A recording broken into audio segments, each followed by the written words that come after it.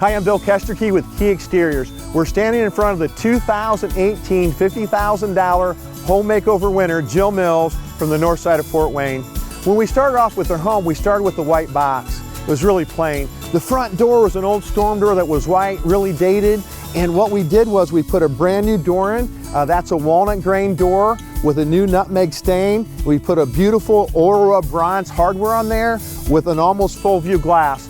Totally remade the front of the home, and we also built that front porch on there, and it accents that. Hey, if you'd like to find out more about how you might win the $50,000 home makeover, go to our website, keyexteriors.com. Simply press the button for the home makeover winner, fill out a form, and who knows, maybe you could be the big winner next year.